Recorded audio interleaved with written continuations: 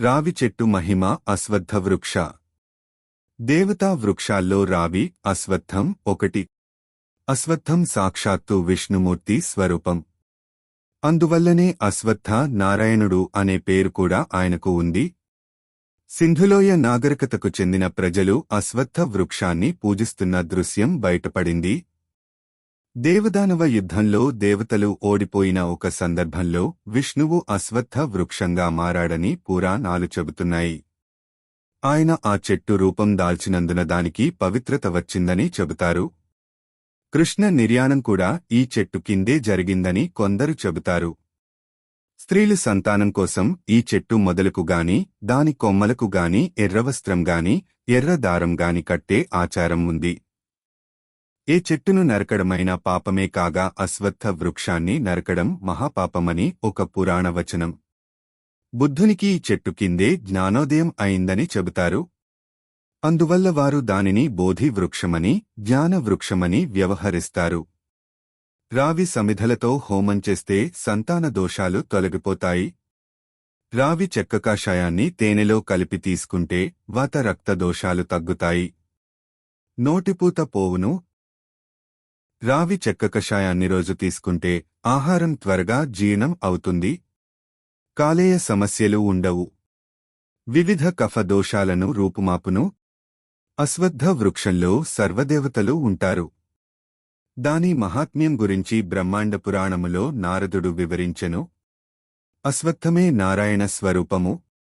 ఆ వృక్షం యొక్క మూలము బ్రహ్మ, దాని మధ్య భాగమే విష్ణువు, దాని చివరి భాగము శివుడు. కనుక దానిని పూజిస్తే త్రిమూర్తులను పూజించినట్లే. ఈ త్రిమూర్తులు దక్షిణ, పశ్చిమ, ఉత్తర దిక్కులలోని కొమ్మలలో ఉంటారు. తూర్పు దిక్కునగల కొమ్మలలో ఇంద్రాదిదేవతలు, సప్త సముద్రాలు, అన్ని పుణ్యనదులు ఉంటాయి.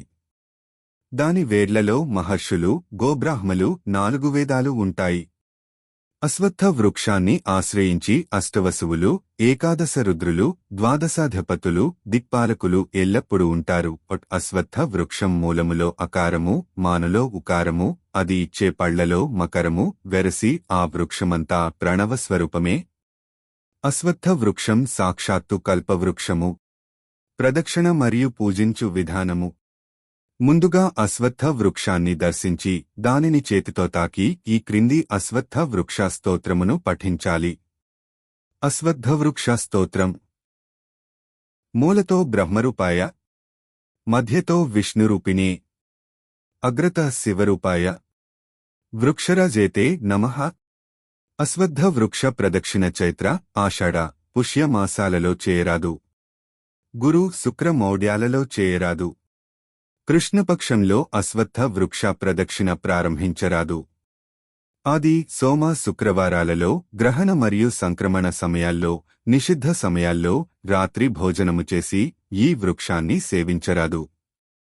మౌనంగా లేదా గురునామము లేదా విష్ణు సహస్రనామమును చదువుతూ నెమ్మదిగా ప్రదక్షిణలు చేయాలి. ప్రతి ప్రదక్షిణానికి ముందు అలాగే చివర అశ్వత్థ వృక్షానికి నమస్కరించాలి. అశ్వత్థ వృక్ష పూజా ఫలము. అశ్వత్థ వృక్షానికి 2 లక్షల ప్రదక్షిణాలు చేస్తే సర్వపాపాలు నశించి 4 పురుషార్థాలు సిద్ధిస్తాయి. బిడ్డలు కలగాలన్న సంకల్పముతో ప్రదక్షిణలు చేస్తే తప్పక కలుగుతారు.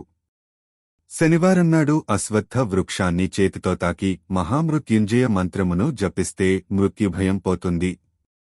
అలాగే శనివారం నాడు అశ్వత్థ వృక్షాన్ని చేతితో తాకి ఈ క్రింది శనైశ్చర స్తోత్రమును పఠించిన శనిదోషం తొలగిపోతుంది. అశ్వత్థ వృక్షం క్రింద చెప్పవలసిన శనైశ్చర స్తోత్రం. కోణస్థః పింగళో బభ్రుః కృష్ణో రౌద్రాంతకోయమః. సౌరీ శనైశ్చరో మందః పిప్పిల దేవ సంస్థుతః. గురువారం అమావాస్య కలిసి వచ్చిన రోజున అశ్వత్థ వృక్షం క్రింద వేదవిప్రునికి భోజనము పెడితే 1,000,000 మంది బ్రాహ్మణులకు సమారాధన చేసిన ఫలితముంటుంది. గురువారం అమావాస్య కలిసి వచ్చిన రోజున అశ్వత్థ వృక్ష నీడలో స్నానమాచరించిన మహాపాపములు తొలగును. అశ్వత్థ వృక్షం క్రింద చదివిన గాయత్రి మంత్రజపం 4 వేదాలు చదివిన ఫలితాన్ని ఇస్తుంది. అశ్వత్థ వృక్షాన్ని స్థాపిస్తే 42 తరాలు వారికి స్వర్గం లభిస్తుంది.